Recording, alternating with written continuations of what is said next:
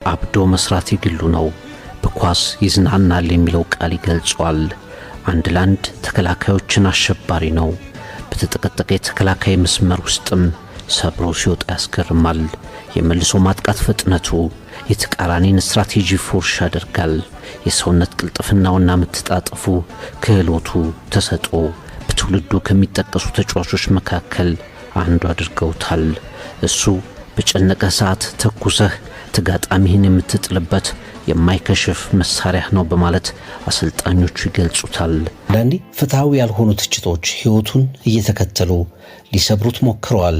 ሜዳ ላይ የኳስ ቴክኒኩንና ምርጥ ክህሎቱን ይዞ ማሾፍ ያደረጋቸው ተከላካዮችና የተቃራኒ ቡድን ተጫዋቾች በርህራሄ አልባ የአካል ጥቃቶች ከዓለም ዋንጫ ወሳኝ ጨዋታዎች ጨምሮ ከብዙ ወሳኝ የእግር ኳስ ፍልሚያዎች እንዲርቅ አድርገውታል።